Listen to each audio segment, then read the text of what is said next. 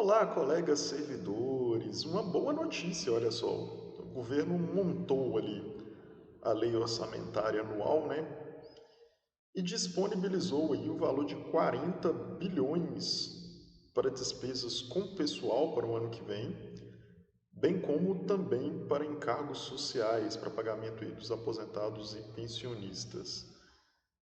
Esse valor é um valor bastante razoável pelo processo de reestruturação e recomposição salarial que estamos tendo aí no decorrer dessas negociações, né? E a reportagem da UOL detalha isso melhor. O governo monta a lei orçamentária sem definição de reajuste de servidores. Obviamente que ele não iria colocar aí a definição dos reajustes dos servidores, porque ele está em negociação pela reestruturação da maioria das carreiras, né? Então, não teria como ele colocar aí a definição sobre o reajuste dos servidores, porque serão reajustes diferenciados de acordo com a carreira. O secretário de Orçamento Federal, Paulo Bichos, afirmou ainda não haver valores definidos para o reajuste salarial dos funcionários públicos. Né? O governo apresentou ontem, no caso, né, a LDO, que é a Lei de Diretrizes Orçamentárias, né?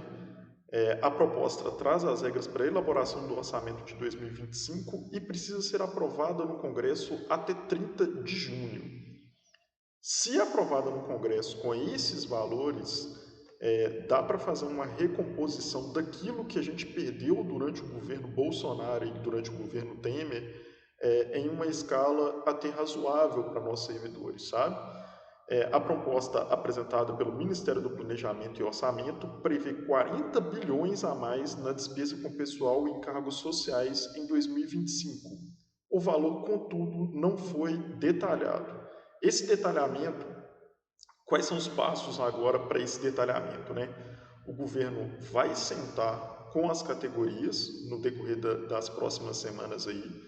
Ele vai definir com as categorias os aspectos da reestruturação, vai fazer uma análise desse impacto, vai propor o valor que ele vai disponibilizar para cada uma das carreiras e aí depois, né, com isso tudo definido, os acordos sendo realizados com as bases, aí sim, na lei orçamentária anual que ele vai enviar para o Congresso em agosto, ele já coloca esses valores lá definidos do aumento para os servidores. Por isso, assim, o governo ele tá nessa linha aqui. No decorrer da semana a gente vai saber mais qual é a realidade, o que o governo ele está propondo aí, se ele realmente está querendo mesmo dar aumento ou se ele está enrolando. A gente vai saber mais no decorrer das negociações nas mesas específicas, já que as mesas gerais foram finalizadas, né? Mas, dando essa sinalização aí de 40 bilhões, dá uma certa impressão a priori de que o governo quer mesmo negociar, quer rever as perdas salariais que a gente teve durante os governos Temer e Bolsonaro, pelo menos em parte ele já disse que não tem como rever tudo, porque geraria um impacto muito grande no orçamento, mas em parte ele quer rever. E a própria estratégia do governo de primeiro mandar isso aqui na LDO, depois conversar com as categorias, resolver isso em mesas específicas, o processo de reestruturação através de uma negociação, mandar um pacotão para o Congresso Nacional, porque a gente tem o Centrão lá, né? E o Centrão quer pegar esse dinheiro para jogar esse dinheiro em emendas para eles mesmos, né?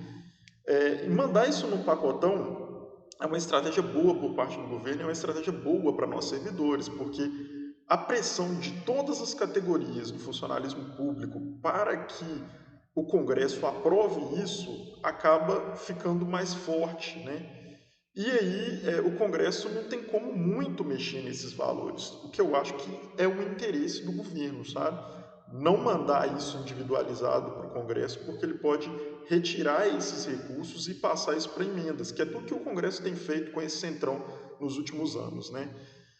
Então, assim, eu acho que está num caminho legal para a negociação da greve, sabe? Tem pessoas aí meio que criticando a greve, né? Os bolsonaristas aí de plantão falaram ali, inclusive meio que provocando as categorias por causa da questão do faso L. Mas a gente está tendo greve, é importante a gente deixar isso claro para a sociedade. Tem duas coisas que a gente, servidor público, fala pouco para a sociedade e que eu acho que é importante deixar esse recado para a sociedade. Uma delas é que, diferentemente do aumento do salário mínimo e do aumento do salário no serviço público e no serviço privado, é diferente. Com relação ao salário mínimo, o governo ele define todo ano o valor que o salário mínimo vai aumentar. Aí aumenta para ativos, né? No caso, trabalhadores ali da iniciativa privada, e aumenta também para os aposentados. Na iniciativa privada, tem o dissídio coletivo, que as categorias se unem, fazem discutem um determinado valor com os patrões e tem o reajuste todo ano. Todo ano os trabalhadores da iniciativa privada têm algum reajuste. Não costuma ser muito alto em determinadas carreiras, mas tem algum reajuste. No caso do serviço público federal, esses reajustes eles só acontecem quando o governo faz uma lei para reajustar. Então, isso é muito importante que a sociedade entenda. A gente, no decorrer dos governos Temer e Bolsonaro, a gente ficou 6 anos sem nenhum aumento. Nenhum, zero de aumento. E aí a gente perdeu 43% do nosso poder de compra no decorrer desse período. Então, para aqueles servidores ali neoliberais, né, que o Paulo Guedes, quando estava no governo Bolsonaro, falou que ia colocar uma granada no bolso do servidor, essa foi a granada. Perdemos quase 50% do nosso poder de compra com a inflação nesses anos, né? E sem perspectiva, a gente não podia falar nada, porque o governo simplesmente não dialogava com ninguém, né? Então, se a gente está fazendo greve hoje, é porque esse governo ele permite algum diálogo com os trabalhadores, coisas que os governos Temer e Bolsonaro não permitiam, entendeu? O Temer e Bolsonaro estavam tirando direitos nossos, não só dos servidores públicos, mas também dos trabalhadores da iniciativa privada. Essa reforma da Previdência foi um absurdo, né? Para quem quiser pesquisar um pouco mais, depois eu vou fazer até um vídeo explicando mais o que foi essa reforma da Previdência. Mas, assim, para pessoas que perdem entes queridos, que têm vínculo empregatício, fica numa situação muito complicada, porque a pensão já não é mais uma pensão vitalícia como era antes, entendeu? Você contribui com uma porcentagem maior do seu salário, só vai aposentar com 65 anos, muitas pessoas só vão aposentar com 65 anos e com um salário menor do que ganharia antes da reforma. Então, assim, é um completo absurdo. O que Temer e Bolsonaro fizeram foi um desmanche das leis trabalhistas. Então, é importante a gente deixar isso claro para a sociedade, né? E a gente espera aí que o governo possa fazer uma liberação, que o Congresso aprove isso, porque essa luta também vai ser no Congresso posteriormente, né? E a gente fazendo essa negociação com uma certa agilidade, que eu acho que é o interesse do governo fazer isso, para que todo esse pacote vá para o Congresso e o Congresso não mexa muito nisso individualmente, porque ele vai sofrer pressão, né? O governo até colocou nessa própria lei de diretrizes orçamentárias aí um aumento no valor das emendas impositivas, que está saindo aí de 35 bilhões para quase 40 bilhões no ano que vem. Vamos torcer aí para que os deputados se deem por satisfeitos. A gente sabe que eles nunca se dão por satisfeitos, né? Eles sempre querem pegar de todos os lugares para poder aumentar ainda essas emendas deles. E eles é que controlam o orçamento, por isso que é tão importante votar em deputados e senadores que pensam na sociedade, né?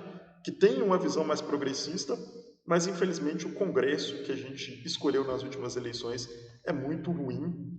Então, a gente tem esse problema aí de correlação de forças lá, mandando tudo isso junto. Isso pode facilitar as negociações, pode ser disponibilizado esse valor aí de 40 bilhões para a gente no decorrer do próximo ano, repor um pouco de tudo isso que a gente perdeu no decorrer dos últimos anos, e aí a gente tem um funcionalismo mais satisfeito para poder atender aí a nossa sociedade com maior qualidade.